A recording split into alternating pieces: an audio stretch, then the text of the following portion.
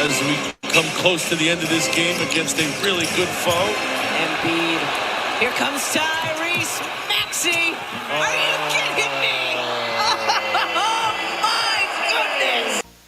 What is up, everybody? What is going on? Welcome to Sixers Post Game Live. Today we are breaking down the top takeaways of a very good Sixers win here, 121-106 over a solid Chicago Bulls squad. Before we get started, smash that subscribe button, hit the like button if you love Joel Embiid and 40 and 10 games. Joining me, I've got, of course, as always, my man Justin at J_Persicati. What's up, man? What is going on, man? A good game, a nice, fun one to watch. It felt a little slow at times, but Sixers came with the W, and Joel had a big one, so you love to see that. Woo! And then we've got a guest. I don't know if this is the first Sixers post game show, but it's been this guy covers it all from gambling to the Eagles. You can check him out on Fox Gambler quite a bit. What's up, Mark? Nothing much. Happy to come in after a Sixers win. Don't know what it feels like to lose with James Harden on the team because it hasn't happened. So I'm happy to talk about another win. Yeah, let's just jump right in here to Joel Embiid. Joel Embiid, just a monster game, man. Joel Embiid had 43 points, 14 boards. He was 12 of 16 from the line. Just so many memorable moments, just blocking Zach LaVine to he had 19 points in the third quarter, 7 of it, 9 at the rim. I'll throw it to you, Mark, to lead us off, man. What was your take on Joel tonight? Yeah, I mean, he was incredible. That's MVP stuff. Anytime you're able to put up 43 and 14, anytime you're able to get to the line 16 times, that completely changes the entire outlook of the game. They were able to control this game because Joel never let Chicago up for air. I mean, he never gave them, the typical Sixers let them back in the game after a big lead. It just didn't happen because Joel was too good to let it happen. And when Joel plays like that, they're going to be tough to beat. And that's, without talking about all the other players in the team, who did their part tonight. But it was the game really was the Joel Embiid story. And that's going to be, there's going to be some highlights from that game on the MVP tape when he wins the award at the end of the year. Yeah, man. What about you, Justin? Yeah, I think something that you're loving to see as Joel Embiid progresses in his career is that even his, these games are feeling like they're normal now. Like these 42-point games with 12 or 10 to 12 plus rebounds feel like light work to him at times. And it's crazy. It's crazy to say that about a guy that a few years ago you look back on and people are like, well, should it be Ben Simmons' team or should it be Joel Embiid's team? That was a legitimate conversation you could have a few years ago. And at this point, you look at it, and if you just start watching basketball now, if you looked at the NBA and you saw Joel Embiid, you would never think 3 years ago that this guy would be where he is right now, in my opinion. So it's incredible, and I think the biggest thing that I love to see that has been addition to his game is that dribble pull-up, man. You see the dribble pull-up that he hit, I forget when it was in the game exactly, but he dribbled up the whole court at the free throw line, did the Kevin Durant, Hezzy pull up right into a jump shot and got a foul call on him and dropped it. And when you see that happen, you don't think a big man should be taking that shot. So you're just like, okay, how is that going to be called a foul? And then it goes in and you're like, oh, okay, yeah, this guy's like that. He's like that. So it's just, you love to see it, man. Joel Embiid's amazing. Just touching on something Justin said there that made me think, and it's something I was thinking about during the game. And this is regular for Joel. I mean, these huge games are regular. And I almost want to look at it you look at the other superstar on our team. We have two superstars. James Harden, we're not going to talk too much about Harden tonight because of all the other things that there are to talk about, I think. But I think when you have guys like Embiid and Harden, there's obviously these big games you want to point at with Embiid, and it's like, yeah, this is why they're a superstar. But I almost want to look at the games that Harden had tonight, and it's like, that's why he's a superstar. Like, he didn't shoot well. He went 5 of 15. He's 1 for 5 from 3, but he's still able to impact the game in so many ways. I felt like he played really well defensively tonight. 12 assists, 8 rebounds. He was able to kind of step aside and let Joel really step up when it was his moment. And I think that just as much as these big games are kind of typical for these superstars, I almost think that the baseline and the average games are more impressive because it's like, oh, this is like the worst it gets. Or this is a bad version of James Harden, and it's still unbelievable. I fully agree with that, Mark. And let's lead that right into James Harden, because I thought a big chunk, like until Joel Embiid went completely off in that third quarter and fourth quarter, like my big takeaway of this game was how much James Harden is impacting a lot of the role players on this Sixers basketball squad. George Niang, that pick and roll between Harden and Niang looked great. We even saw Matisse Thybulle pick and roll tonight, and you saw how many times Matisse was wide open, cutting to the basket under the rim in that Joel Embiid, James Harden pick and roll. James Harden whips the ball right to him there to Matisse, man. It's been a thing of beauty, and I think we're seeing real potential of how much damage this Joel Embiid, James Harden pick and roll can be in a playoff series. Man, I really hope we get the Bulls in the playoffs, because they have this many answers for Joel Embiid down low. Joel Embiid was 11 of 15 or something down low in the paint tonight. He was dominant. So you say you want the Bulls. I don't disagree completely, but I will say with Nikola Vucevic in the lineup, I genuinely think their offense is a completely different monster. Like, okay. and I obviously, yes, the Sixers did a pretty good job on defending DeMar DeRozan and Zach LaVine tonight, making them take tough shots and making them uncomfortable in the shots that, although are tough, are regular for their games. Nikola Vucevic in pick and roll and pick and pop scenarios, just like Joel Embiid at times, is just a menace, and it's extremely so when it comes to when he pulls Joel Embiid out into the perimeter. And I think that's going to be something that's going to be a key difference between how the Sixers are able to defend the Bulls, because as soon as you take Joel out of the paint, or take DeAndre Jordan out of the paint, and you have to stretch the floor with Nikola Vucevic, that's going to be a big difference, I think. And being that the Sixers no longer have that Ben Simmons or type of perimeter defense that they had at times, it's going to be a little bit harder to get them away from the basket. So, yes, I would love to see them play that matchup. I don't think it's going to be an easy one, personally. What about you, Mike? What would you take on James Harden tonight? Yeah, I mean, the stuff he does for role players is storied. I mean, you go back to Houston, and it's why Daryl Morey was willing to give up so many first-round picks in Houston, and was willing to kind of fill so much of the roster with G Leaguers and with second rounders and with undrafted guys, because he had the full faith that James Harden, and then for Chris Paul for the short time he was there, he had full faith that those guys would turn the Daniel Houses and, later career Nenes into playable players. And now we're seeing that hopefully with DeAndre Jordan. We're seeing it with George Niang. We're seeing it with Shake Milton even a little bit. We're seeing it with Matisse Thybulle a lot. It's going to be awesome to see not just the impact he has on guys like Harden and Maxey, which, I mean, I think the Maxey impact before that, I mean, he ended up having a good game, but the impact on Maxey, you could argue, has been greater than anyone else on the team. Having Harden here has been huge for Maxey, but it's huge for everyone, because the thing that's like, when you're adding a superstar to a team that already has a superstar, there's obviously going to be those questions where it's like, oh, whose team is it? And, oh, who's the main guy? Who's the superstar? And the thing that's so cool about James Harden's stardom is so much of it is driven by what he does for others. And that's such a huge part of it. And obviously, the assists and the passing are such a huge part of what makes him James Harden. So you almost don't have that issue. Like if this was a Jimmy Butler or someone like that, he doesn't, so much of what Jimmy Butler does isn't what feeds into what Joel Embiid does. So it's just nice to have a superstar who kind of helps our other superstar instead of division created there. It's a perfect match. It really is. And speaking of helping, I think that's a good segue into talking about guys like George Niang and Matisse Thybulle. George Niang tonight was just insane. And mind you, he's had glimpses like this all season, it seems like. But you can't talk enough about what an addition that guy has been to this team. And early season, I know I talked about this, Chris talked about this in our early season post-game shows, and just the guy's insane. Not only does he have the quick trigger and he's decisive with that trigger, but also he moves off ball well, he finds his spots well, and he doesn't do too much. And it's lovely to see in a backup power forward when, in all honesty, we've been at times used to watching Mike Muscala, used to watching Mike Scott, and we even got to see Jonah Bolden in that role, if anyone remembers that name. So it's just not, you love to see it. You love to see it.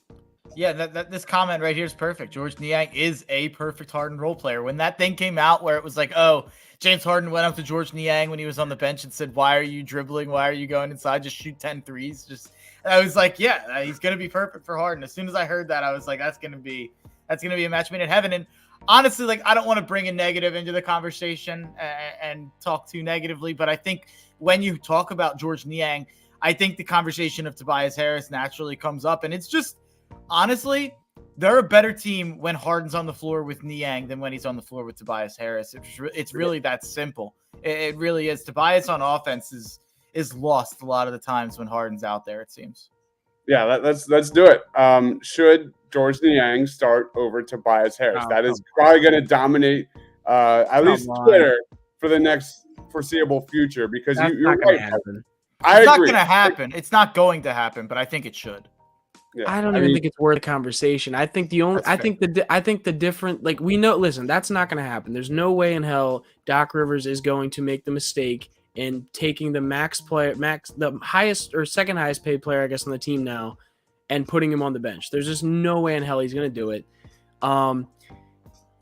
The only thing that I could see happening, obviously lately they've been having James Harden, Tobias Harris run minutes together. The only thing I could see happening is them have Niang run more minutes with Harden in that case, and try to navigate minutes between maybe a Maxey and a Tobias rather than a Harden and Tobias. But that's about it, because there's no way Doc is pulling him out of the starting lineup. There's just no way. I fully agree, Justin. I love this comment. Did Tobias Harris take the ball strong to the basket for a dunk, or was I dreaming?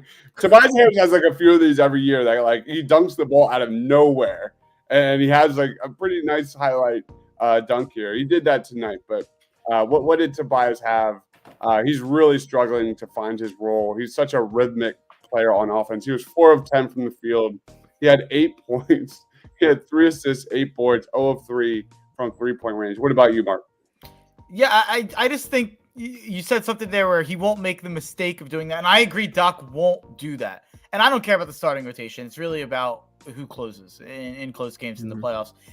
And I get it. Tobias Harris is probably, by all intents and purposes, a better basketball player all around than George Niang. But when you have Tyrese Maxey, when you have James Harden, and when you have Joel Embiid, it kind of becomes less about who's the better player for those 4th and 5th spots and who fits better with those guys. And George Niang's he's willing to shoot a 3 at any notice, and the spacing that gives that type of lineup out there is different than Tobias Harris, who takes 3 seconds to make a decision no matter what that decision is. And I get it. He's been a fringe all-star. He makes a gazillion dollars. And I think something that's funny about it is, like, this isn't something that's crazy in sports or basketball for, like, this is a random example. I think it was 2 years ago, Denver was paying Paul Millsap a max contract, and Michael Porter Jr. was getting like 25 minutes per game, 22 minutes per game, and they're still giving Millsap 35 minutes per game. And it's like, oh, well, he's the max guy, and he was a fringe all-star, and you can't take him out. And it kind of reminds me of the same thing. Not that George Niang's Michael Porter Jr., but it's just in terms of the fit and in terms of I think we've been so riddled with these weird controversies, whether it be Ben Simmons and Markelle Fultz and all these things over the years, that we're not used to just like a normal controversy where it's like, oh, the overpaid player maybe shouldn't play 36 minutes per game. Like, to me, that's not like a crazy thing. Like, just real quick, one last thing. If you look at the on-offs on the whole year, George Niang's a +4 net and Tobias Harris is a -1. Yeah, I to me, it's not at all about the basketball play. Trust me, if it was that easy, and you looked at it, if it was that easy politically in basketball and in the NBA to look at a team and be like, okay, this is who should be out on the floor as a starter, technically speaking wise, then yes, I completely agree with you. I think George Niang fits perfectly. And honestly, we even talked about that earlier this season at times, before Harden was even in this lineup at times, that Niang fits really well next to Embiid. But you know how volatile Sixers fans can be and how volatile the media can be about that. And you know good and well that the Sixers fans would not let Tobias or Doc forget it in any sort of way if Tobias is not in the starting lineup and something happens or for whatever reason. It's not a good look. And I think that's a big reason why they were looking to offload this dude during the trade deadline. And it's probably a big reason that he will be offloaded this offseason. So there we go. But I think we should get into talk about Thibault unless you want to talk about Tobias more. You're muted, Chris. I always freaking do that. Real quick on Niang. He's shooting 10 of 23 from three-point range in the last 3 games. 7.6 attempts from 3 per game in that stretch. Gotta love that. Love it. Love it. Complete contrast from Tobias Harris. Let's go into Matisse Thybulle. He was a plus 6 heading into this game with James Harden. He finished the game. Matisse Thybulle, 12 points. He was a plus 5. 1 from 3. Had that memorable dunk, which I can't wait to make a highlight reel of that dunk.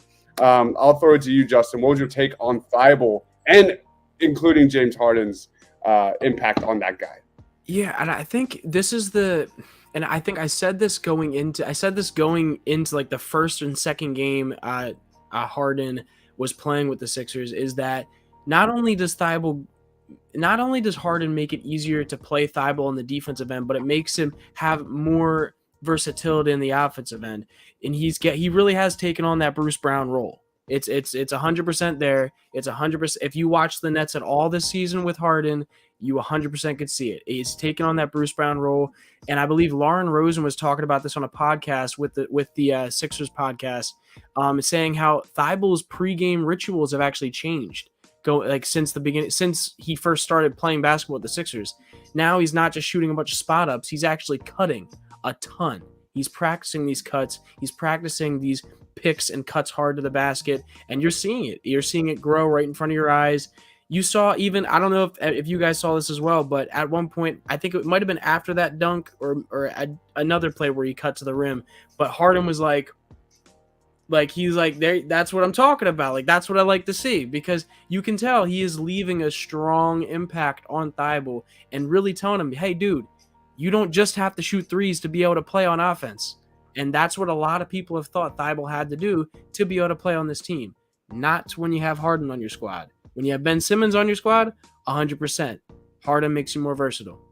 My take on that is that Thybulle was 98th percentile before the James Harden trade, at cutting to the basket. He was always there. Yep. The problem was the Sixers were dead last in the NBA in cutting to the basket. They don't do it enough. And now that you actually have a real point guard, it's just going to unlock Matisse Thybulle. Nice bounce back game from back-to-back goose egg from Matisse Thybulle over the last 2 games. Excellent game. What about you, Mark? What was your take on Matisse? Yeah, I think that Bruce Brown point by Justin's great. And anyone who watched Harden with Bruce Brown, they were using Bruce Brown as a roller. And I think that, we saw a little bit of that with Matisse in the pick and roll. I think there's some potential there with some pick and pop, pick and roll stuff with Matisse. And I really think that could make him a bit more usable on offense. And, that's the kind of stuff that I know Tiago was talking about, even dating back to when Matisse was in the Olympics, using him in different ways on offense to get him involved. And that was tonight when that happened. I thought of Tiago when he was talking about that over the summer. And that's the kind of stuff that you love to see. And that's the kind of stuff that having James Harden brings. And, it's going to be, that would be, if he continues to make that a part of his game and that becomes a part of our offense, I mean, that's just yet another weapon that they could use. Because obviously with his athleticism, if he's rolling towards the basket, we saw the dunk tonight. Like, that kind of stuff can happen if he kind of refines his offensive game a little bit. And I just had, there's a comment here I wanted to touch on real quick. Someone said Toby can get you some one-on-one baskets when the offense stalls, and they need to run some actions for Toby to get him easy looks. And I get that, but there's a finite amount of offensive possessions in a basketball game. And we have James Harden, Joel Embiid, and Tyrese Maxey on our team now. Like, I don't know how many possessions I want to just shed aside and be like, Tobias Harris. Like, I don't know about that anymore. And you can tell they're not legitimately calling plays for Tobias anymore. Like, they're just not. You're seeing there's moments where Tobias ends up with the ball, or moments where he ends up getting a rebound and he'll take the ball up and he'll take that opportunity to try to get his. And good. Like, listen, in those moments, awesome. But just like you're saying, your more efficient offense is your two superstar level players, and one of them is a superstar on the perimeter, and the other one is on the interior. And that's all you really need on a basketball team to be successful. That and role players, and that leads into the prior discussion we had about the possibility of Tobias moving. So, 100%, 100%. I had to look up rolling to the basket stats. Matisse Thybulle does not have a single stat Yeah. for the Sixers this year. I was like thinking, like, when I saw that play, I was like, kudos to Doc. I don't know if I've ever seen that. I like it. I like it. It's someone who's notoriously doesn't make adjustments, and I want to see more of it. I'm not saying it will work, but I want to see more of it. Let's kind of roll into our last discussion before player of the game, and that is the Isaiah Joe Furkan Korkmaz discussion here. Furkan Korkmaz 28 minutes over the last 12 quarters, 3 games. You look at Isaiah Joe getting his minutes here. It was a tough Isaiah Joe game here. He missed a couple wide open 3-point shots. He ended it playing 11 minutes, 1 of 4 from the field, 3 points. He was a +2. Let's start off with Mark. Is this a new trend for the Sixers? Do you think Isaiah Joe's going to start taking these minutes? Is this like an experiment? Where is Doc's head at with Isaiah Joe? Yeah, I mean, I think Furkan's lost any hold he had on the spot. So I do think it's an experiment. But if he plays like that, he's not going to lock down the spot. I mean, they'll try Furk again, or they'll try him again, or whatever happens. He did not look good. That was a sobering Isaiah Joe game. As someone who was part of a group chat with some friends called the Isaiah Joe Hype Group, the hype group was not up tonight. Is Tiago involved in that? I feel like he's Tiago not. We might have to invite him. We might have to invite him.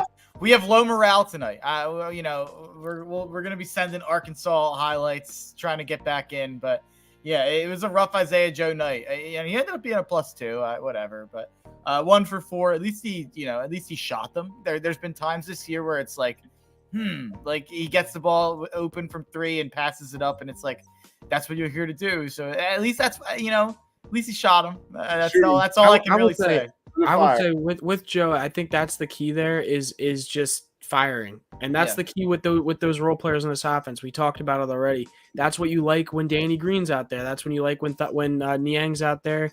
It's what you used to like when Furkan was hitting shots out there. Like, anytime you have a player on the Sixers that is willing to just shoot the ball, it typically works out well. That's why Shake Milton has gotten as many chances with this team as he has, because not only does he shoot the ball, he's usually and statistically consistently makes them.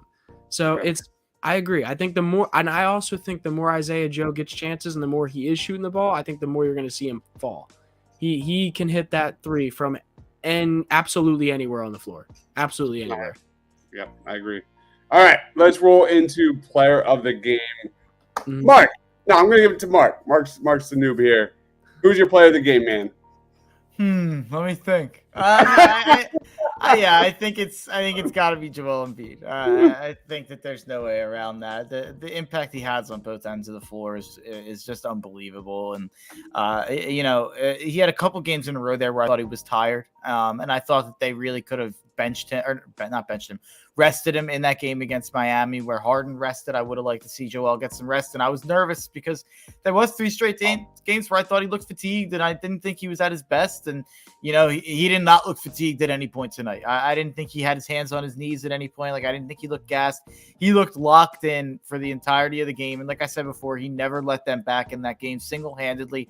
Anytime the Bulls would cut it to 10 or 12 or 8 or whatever it was, Joel would be right there with a fadeaway, or he'd be right there to get back to the line. And he just dominated, and the Bulls had absolutely no answer for them. I agree with what I've said on the Bulls. I very much would love to see the Bulls in round 1. The Bulls or the Cavs would be the 2 teams that or whoever the 8 seed is that isn't the Nets. I don't even who's in that 7 to 10 playoff. I don't even know who's in the playoff range. Hornets. Yeah, Charlotte. Who's right there? I know there's a really Nets, bad team and the Hawks. Yeah, the Hawks are in there. I think there's another one because there's 4, 7 through 10. Wow, bad job by me to not know the standings. But yeah, the gamblers should know this. I know. No, I should. I really should know. I'm disappointed in myself that I can't figure it out in my head right now. But I would not want to see Boston, Miami, Milwaukee or Brooklyn in the first round. Obviously, Brooklyn seems like the only one that's likely out of those. But yeah, I mean, I would love to see Chicago in the first round. It seems like we own them a little bit. Yep. What about you, Justin? I'm going to go with a guy we haven't talked about yet tonight. I'm going to go Tyrese Maxey. And obviously, he didn't have the best statistical night, but I feel like energy-wise, that guy's always keeping the team up and about. And even though he was kind of quiet and missed a lot of the layups he typically makes tonight, I genuinely feel like he had some big moments in this game still. And that's something that in the past, when there was a Sixers player in the starting lineup or in the lineup at all, a lot of times you were like, okay, well, this game's screwed. Like if JJ Redick wasn't shooting the ball well, you're done. If Ben Simmons isn't making his layups or making free throws, you're screwed. Like there's a lot of times that's what you saw, and you really saw. And we talked about it with James Harden before. We talk about it with Joel Embiid. We talk about it. I'm talking about with Tyrese Maxey now. You can have a bad statistical night, but still contribute in a lot of ways on the floor. And I think that's how I see Tyrese Maxey a lot. And I think that says a lot about a player and the potential that he has in the future as well. He started 3 for 10 and ended up 6 for 13. I mean, that's pretty funny. Yeah. Like, I feel like for a bulk of this game, he had like 2 points. He was like, no. But anyway, before we go to my player of the game, I want to get Mark's quick thoughts on DeAndre Jordan here. We didn't talk about DeAndre Jordan's debut. I know you've got a lot of takes on Dwight Howard with the Sixers. We just got rid of Andre Drummond. For me personally, I thought DeAndre Jordan looked okay. He looked clearly comfortable running a pick and roll with James Harden. They looked like they didn't miss a beat. What was your take? He was inoffensive. I mean, that he was fine. Like he was reasonably fine. I mean, that's all you can ask for out of a backup big. And the main takeaway when you look at him is just like, he's big. Like you see him on the floor and you see him getting guys' way. And like there was one Zach LaVine drive. I think they ended up calling a foul on it, but there was no scenario in which Zach LaVine was scoring the ball. Like I don't care that he like can't move side to side. Like that man is just a mountain at times. So that alone, I think makes him a lot better than Paul Millsap, at least. Yeah. But the thing with Dwight, by the way, like I would take Dwight Howard in a heartbeat on this team as the backup 5. I think he'd be perfect on this team. My problem with Dwight was always Ben Simmons, and it was always playing Ben Simmons with Dwight. I don't think it would have been a problem if they would have just said, we're going to play Ben with Joel, and I don't know why I'm doing this. I'm talking about last year, but we're going to play Ben with Joel, and we're going to play Tobias and Seth and them with Dwight Howard. But we didn't figure that out last year, and this is where we are now. Drummond was great. Drummond was a great backup 5. We just need DeAndre Jordan to be 85% of what Drummond was all year. Yeah, I think the biggest thing, real quick, I did want to say something about that. I think the biggest thing you're going to see the difference of is you're not going to see DeAndre Jordan at the top of the key handling the ball. You're just not going to see that. You're going to see him being an off-ball pick and roll center, where Andre Drummond was definitely was given a lot more to do with the bench rotation, and I think that made the bench very dangerous. So I think it'll be interesting to see what they do creatively with the bench unit, and I think the only thing creatively they're going to do is just stagger minutes so that there's another ball handler out there. Honestly, yeah, the 2 impact plays I think of from Jordan tonight was I think it was in the first half. He got an offensive rebound and found, I think it was Matisse, or I could be wrong, for a 3. And then, or it was Niang. It was probably Niang.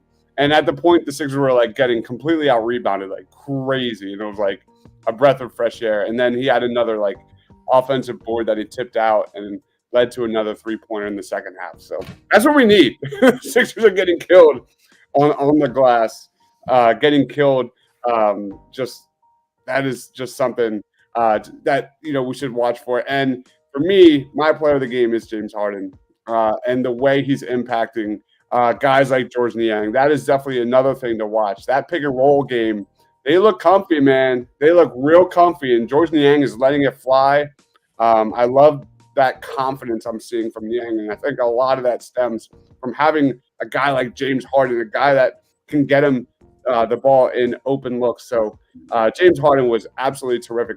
Not a great offensive game, but he's just doing wonders for guys like our bench, which is among the worst offensive bench in the league. So That was Shake Milton really is back, man. Shake Milton is back. What do you mean?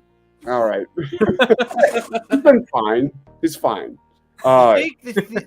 The shake thing is weird because he was just not a factor for so long, and now he's just such a staple in the rotation, it seems. But I'm fine with it because I do think his secondary ball handling can help a lot. But the weird thing is that they're playing him in lineups with Harden and Maxey. Like it's like Harden, Maxey, and I love Shake. it. I don't understand because it seems like Shake kind of becomes redundant when you have two ball handlers out there. I would understand staggering him and putting him in the lineups that are bench lineups with Harden, or bench lineups or the times when Harden is sitting on the bench and you have Joel and Maxey out there. I don't really understand putting Shake at the 3 with Harden. It's funny because I think it's absolutely perfect for Shake. I think the role of him playing off ball, he is so much more dangerous in my opinion than he is with the ball in his hands, because I just don't think he's I think he gets too decisive as a ball handler. He's not able. He kind of says, "Okay, I'm going to do this play." He's not very, like, I don't want to say high. He's not. I don't want to say he's not high IQ, because I feel like that's completely unfair to say about an NBA basketball player. But like, just when it comes to the difference of level between Maxey and Harden, and then Milton, I think there is a legitimate difference. And he's just an insanely good catch and shoot 3-point shooter. I think if he's given that role more, I think you're going to see him become a lot more dangerous than Furkan is at times, because he's going to be that guy that's left open, and he has historically been an extremely good catch and shoot 3-point shooter. And I know Dives, we talked about it a ton in high school and college, and in his early years in the NBA, he was like an 80 to 90 percentile catch and shoot shooter from behind the arc. So I don't know. I think it'll be interesting. Yeah. All right, let's grade tonight's performance. What about you, Justin? How would you grade tonight's win over Chicago? Yeah, I think it's an easy A. Easy A. I mean, it was a good win. At times you saw some bad some inefficient offense, but other than that, really not much to complain about here. What about you, Mark? Yeah, I mean, as long as we just keep stacking up these wins, keep putting ourselves in the position to kind of decide who we want to play when the time comes to the end of the year and it's time to do some, seed maneuvering for some matchups. Just put yourself in the best position, and that's what they're doing, and they're beating teams that matter now. I mean, we're not just beating the Timberwolves, we're not just beating the Knicks, we're beating the Bulls, and it's not a close game, and we're not letting them back in. And those are the kind of wins that always impress me. And my brain is so in college basketball right now, so like I'm thinking about resumes. That's not how it works in the NBA. There's no room for comments in the win-loss column, but that's the type of win where if this was college basketball and there's a bracket, the Sixers, that would have been a resume building win right there. You beat a quad 1 NBA team, and you handle them, and you never let them in the game, and you kind of never let them in sight. That's an impressive win. Yeah, I'm good. I'm just straight A. You look at like Tyrese Maxey in his struggles offensively. You didn't get the best James Harden offensively tonight, but man, they are putting up some points. I think this team is starting to find like its own identity, which is completely different than anything we saw like the first half of this season, which is really fun. You've got the Joel James Harden pick and roll dynamic developing. You've got how much that impacts Tyrese Maxey, how much that impacts Matisse Thybulle. You've got a James Harden, George Niang, bench unit that looks pretty strong. There's definitely like little things to be really optimistic about if you're a Sixers fan. This is an A. This is a quality win. Solid A. Win. It was like I wasn't really stressed out at all tonight, other than losing power for like 5-10 minutes during the second quarter. You lost power? Oh yeah, the wind is crazy right now. Oh, the wind is crazy too. I didn't lose power though. Wow. Yeah, I will say I agree with you though. Whenever Harden is like playing with this team, I feel legitimately no stress, which is an odd feeling as a like someone who's watched the Sixers pretty consistently for a while now. Like I feel like I was always stressed, and I'm not stressed anymore. I don't know if maybe I'm completely wrong here, but I do feel like the last like 2 or 3 games, Joel Embiid has definitely been hitting the court a little too much for my liking. Like he's definitely been diving a lot more. He's been, I don't know, maybe playing. I think he's trying to a little too hard defensively, trying to get that MVP. I don't know. I'm not sure. I think part of it is him having to put a little bit more effort in defensively, just because of the kinds of lineups like he has out there with him at times. Because he's just showing his dominance down in the paint, I guess. But I agree with you. It's scary. He hit his elbow today. He twisted his ankle. I think he bumped his knee at one point. Like there's always something. Over Tyrese. Stay healthy, man. Just stay healthy, please. All right. Let's wrap it up. Justin, where can we find you? What do you got going on? Yeah, there's my Twitter right there. There's at J_Persichetti. If you want to go follow it, go ahead. Blue Coat stuff going on mostly on there. Haywood Highsmith, a longtime Blue Coat, former Sixer, just got signed on to the Heat on a 3-year contract. Has some team options on it, but congratulations to that guy. Such a nice dude, such a cool dude, such a hard worker. Been paying his dues down in the G League for a few years now. So happy to see him get a NBA contract now. Awesome. What about you, Mark? What do you got going on? Yeah, you can find me at my Twitter handle right there. I'm doing stuff with Shane and Dives this week on wide receivers for the draft. Doing my normal gambling stuff. I'm sure I'll be doing a ton of selection. Maybe I'll do a live stream on Sunday. I haven't thought of that far ahead, but I'll actually announce this here. I haven't announced this anywhere. On Saturday, I'm going to have my first radio show. Actually, I should, as long as Villanova doesn't make the conference championship game in the Big East. And that game will have to be announced on the Fox PHL The Gambler. But if that doesn't happen, and of course I'm rooting for that to happen as a Villanova fan, but if that doesn't happen, I'm going to have my first radio show on Fox PHL The Gambler from 11 to 1. So check out my Twitter. I'll be tweeting it out a ton. I already have one guest lined up, I think. So as long as Villanova doesn't make the conference championship, come check me out 11 to 1 on Fox PHL The Gambler on iHeartRadio. And that's awesome. All the info. Congratulations, man. Congratulations. That's great. Well deserved. Absolutely well deserved, man. My guy crushes it over the Tough Cover podcast. Talk. Fox Gambler. Check it out. Please go check it out. I've got my running back rankings dropping finally tomorrow. I literally just I had Batman, man. Batman. Yeah, it was Batman week. Yeah. I haven't listened to anything because I'm afraid of spoilers or anything. I'm gonna see Batman, 1 to 10. Give me decimals. You can be as granular as you want. What's the grade on Batman? It's 11 out of 10. I haven't seen it yet either, and I was hearing people say saying it's better than Dark Knight. I love Dark Knight. I've heard that extreme. I've heard people being like, not my favorite, not for me. But then I've heard a lot of that. I think I'll love it. It's not anything. It's not like a Marvel film. Think like Logan. Think along those lines. It's a artistic film. It's a film noir. It's more of a horror movie than a superhero film. And it's awesome. It crushed it. I loved it so much. That actually makes me more excited for it. I'm not gonna lie. Oh, it's great. I loved watching Logan. If you love, kind of like those slow burn crime drama where there's conspiracy theories going crazy, you'll love it. Gotcha. All right. But I loved it too. And 7, it feels like it's ripped straight out of the world of 7, which is one of my favorites ever. All right.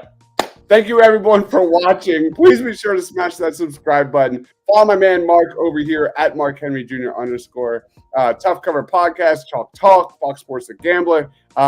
Fingers crossed, Mark. Check him out on Saturday for his new show, 11 to 1 on Saturday. I don't know what the date is that, but I'll plug it later. All right, but make sure you go check that out. Follow my man, Justin, on Twitter at J_Persichetti.